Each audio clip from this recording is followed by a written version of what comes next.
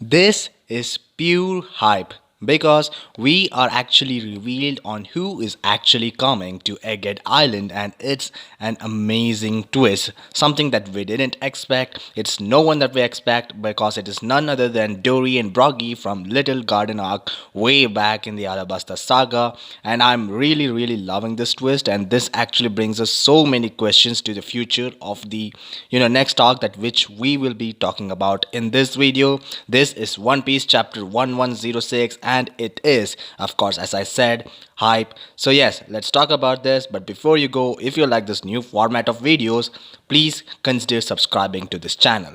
And yes, let's get right into it. So yes, it is time to talk about Dory and Brogy. Finally, everyone were expecting someone like Shanks to show up or Blackbeard to show up. We always knew it wasn't the Blackbeard pirates, so we actually went over other characters who might be appearing here. We also thought of the Revolutionary Army, someone like Dragon or someone like Sabo, but guess what? It was no one that we actually expected. I mean, I've seen so many theory videos and none of them actually predicted Dory and Brogy as far as I know, but they are here. And what are they here?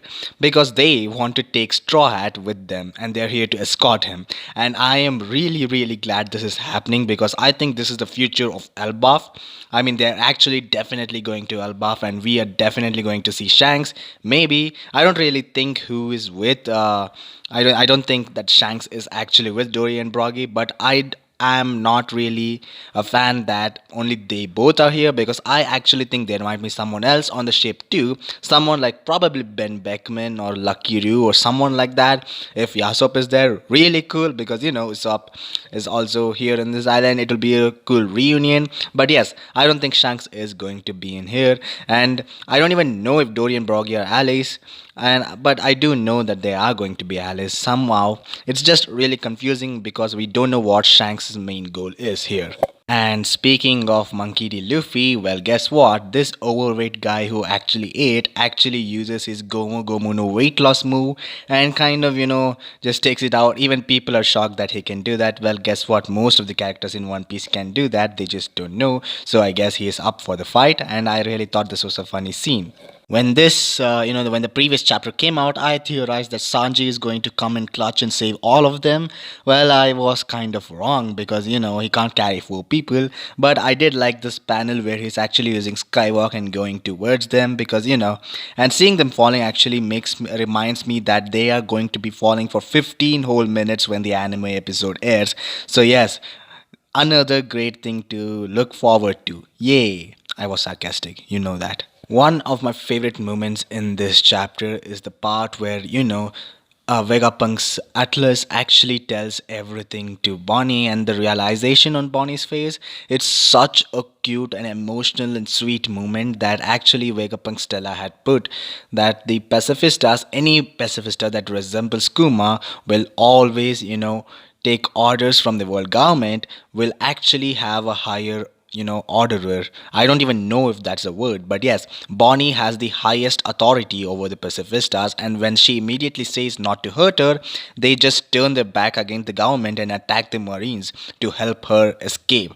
That is something really sweet. Vegapunk says that he can't fathom the idea of Kuma's daughter being killed by Kuma's clones. So yes, he made this switch, and I'm glad that it did, which is amazing. Yes, it has consequences, but yes, it is amazing. One of my favorite things that Ichiro Oda ever does is the fact that he kills all kinds of hope to every person, and when the person hits rock bottom, Luffy is always there to save it. And I felt it in the scene when Bonnie and everyone are down, and Saint Saturn orders Kizaru. Kizaru, man, he is different. I don't even know if I should trust him or not. He looks like a villain, then he's an anti-villain. For some reason, he's some kind of anti-hero. We don't even know whose side is on, and yes, we are unclear, just like his epithet of justice.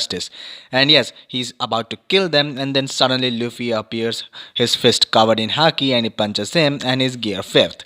And this is some kind of the moments that I actually love from One Piece, and I give, it's hats off for Oda for doing this. And yes, Kizaru has no chance against Luffy, according to me, in my opinion. And my favorite panel of this chapter actually is here, and it's not even Dory and Brogy. It's just simple plain chapter where Bonney is looking at the sky and Luffy is jumping in his standard Nika pose, and her being revealed that he is Nika. This is such an incredible moment for her to know that Nika exists, and Luffy just jumping in the sky in that standard Nika pose that Kuma always taught her, and the drums of liberation playing the background. This is so sweet, and this is so heartbreaking for her to know now that Nika exists. Don't worry, this also fills us with a super hope because Luffy is here to save the day, and we all know that he will eventually become the greatest pirate king. This is amazing, and I love this chapter and the way Oda drew it. For those of us fans who were actually wondering whatever happened to that giant ancient robo which was in the basement of Egghead Island, which hasn't turned up for the past like 15 or something chapters, this is here. I mean, yes, the drums of liberation start again and the giant robo switches on again. I am kind of bummed out that it didn't even move an inch, even though the last time it played. I don't even know if it's going to move, but I guess it's going to be something really, really important. Oda doesn't forget things, and this is going to come in handy really, really soon. I guess it's actually going to help, take the Thousand Sunny into the ocean and help Dory and Brogy with the fight. Or if Dory and Brogy are against us, I guess the giant robo will fight them.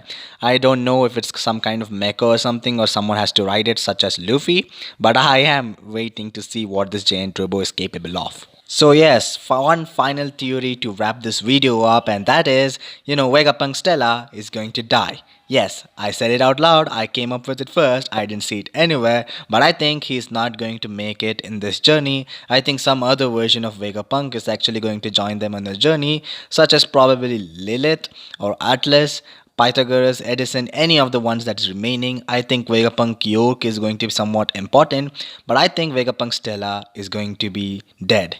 I think he will be missed a lot. Maybe or maybe not, because I don't even know if I like this character.